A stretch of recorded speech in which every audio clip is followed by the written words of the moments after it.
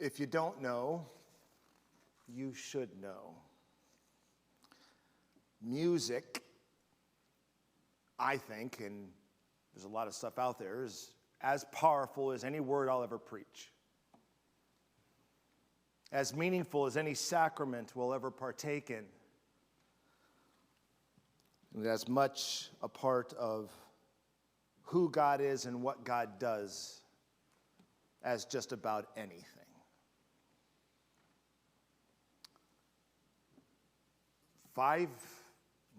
Now probably 7 years ago, after we had really said we're staying in Omaha,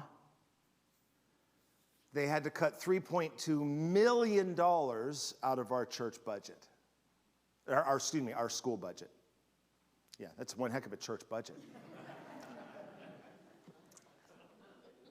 And they wanted to cut the very things that we felt called to stay there for. Their amazing choral program. And I was a nobody in Omaha, okay? But I knew people. And I knew that this friend over here had a list of all of the alumni. And I knew that this person here studied the physiological effects of music on the body. And so I got some of that research and got this list together and sent out an email to several thousand people. Within a week, the school board got 1,000 emails, snail mails, and or phone calls. Every one of them.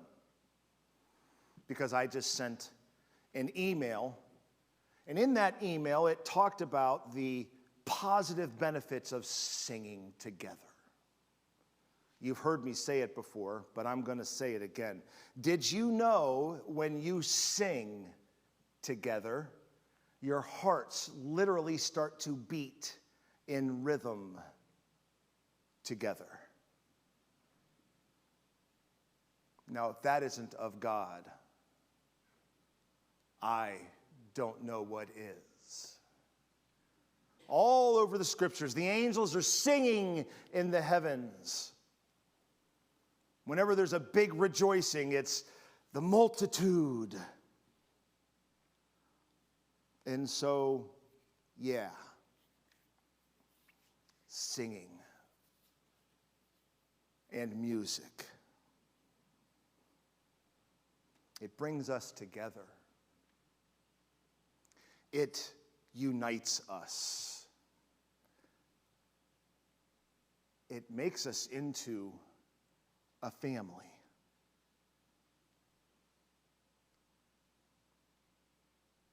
Almost like baptism.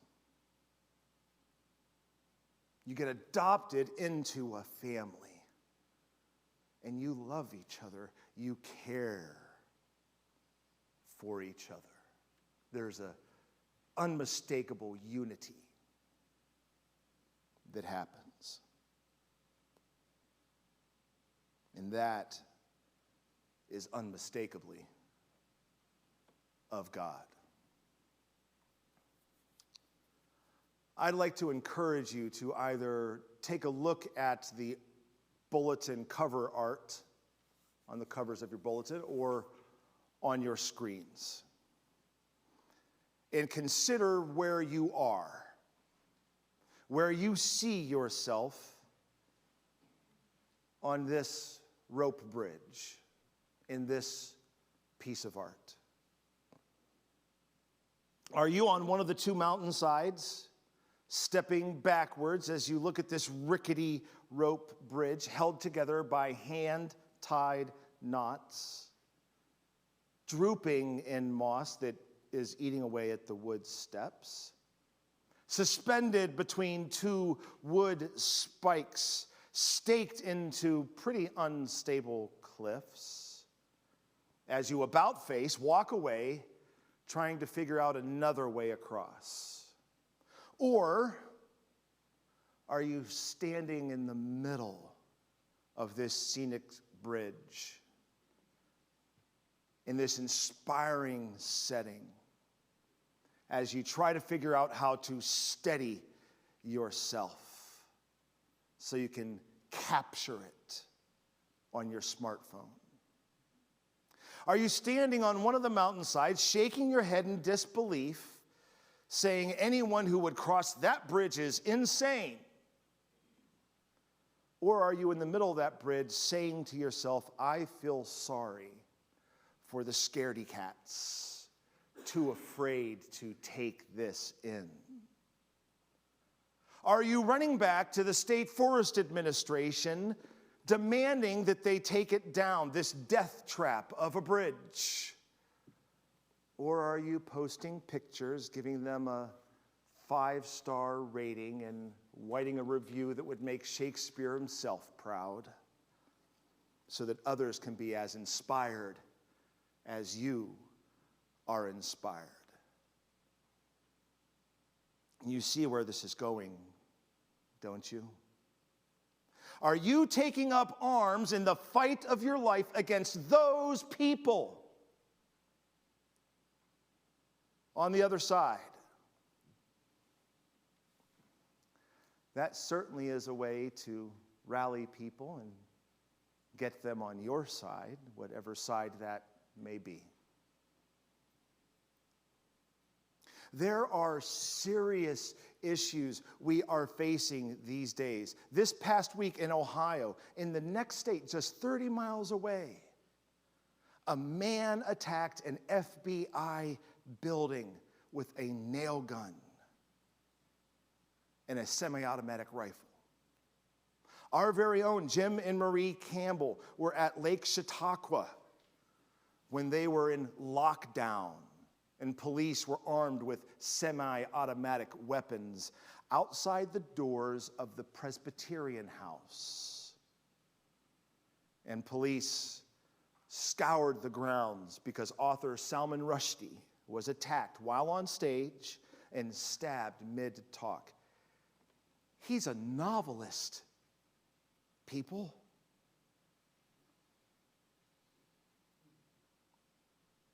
When Luther nailed those 95 theses on that church door in Wittenberg, he was in the same liminal space that we are. He did not want to break from the Catholic Church. He wanted to improve it. He wanted to reform it. And the Pope put a bounty on his head, and voila, the Reformation. And that wasn't the first split in the church. It's difficult to take in that there are now somewhere around 200 different denominations in this country alone. Splits, breaks. There are an estimated 45,000 Christian denominations worldwide. The point is, we are in fact in these in-between times, these times of liminality.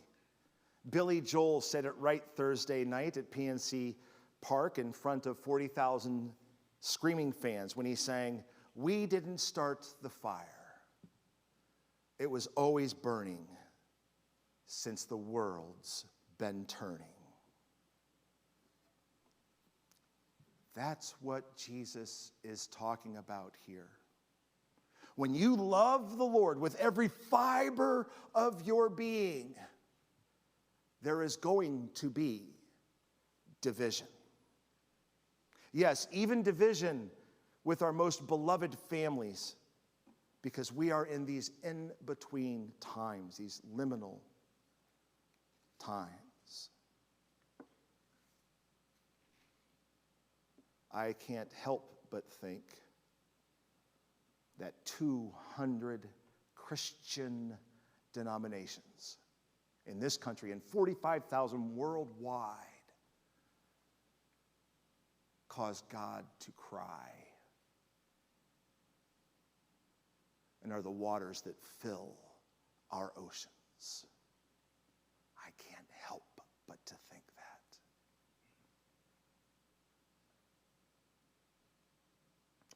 Last week, my friend Glenn was wearing a t-shirt that reminded me of this joke that really, really makes the point. It is the classic, glass half empty, half full. I went back and looked. Jane, do you know the last time I told this joke in a public space? It was, Eric, do you remember? It was for my candidating sermon here in Butler. Except this one's a little bit different. You can lodge your complaints with the PNC at the baptismal font. We all know what the pessimist would say about the glass, right? It is, okay? And we know what the optimist would say. The optimist would say the glass is. Let's dig a little bit deeper, okay? Do we have any engineers here this morning? Okay? What would the engineer say? The engineer would say, the glass is twice as big as it needs to be. Any accountants? Any accountants here this morning? Okay. What would the accountants say? Does the glass really need all that water? Quantum physicists. Anyone? No? Nuclear physicists? Okay. What would the quantum physicists say? The glass has a 50% probability of holding water. Philosophers? Right? The philosopher would ask, if no one looks at the glass, who's to say whether it's full or empty?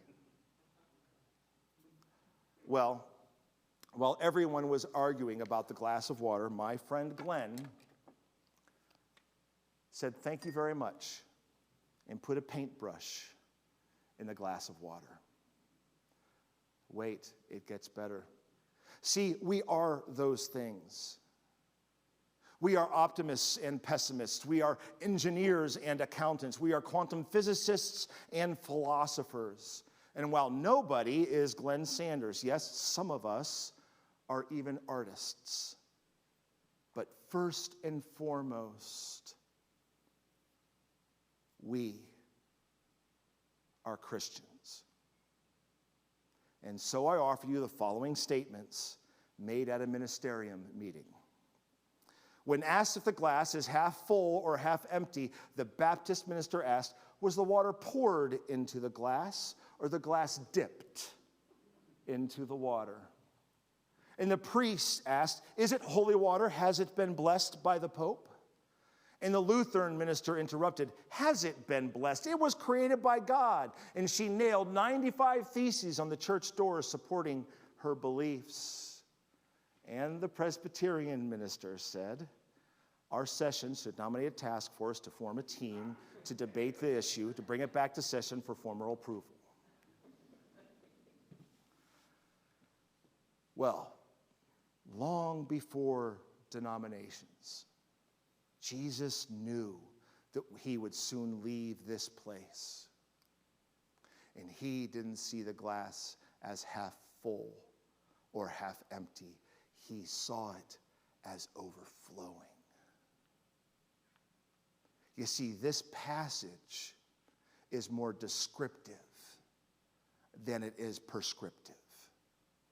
Jesus knew we'd be in this liminal space, in this in-between time, and we'd get stuck on this side or that side. And under the right conditions, we would fight. And we'd divide denominations and congregations and even families. Did you notice what Jesus said in verse 50? He said, I've come to change everything. Turn everything right side up. How I long for it to be finished. Long for. This has been a long time. It's going to be a long time. It to be finished. The it there is the baptismal covenant. The it there is when we are all one in his love. The it there is unity.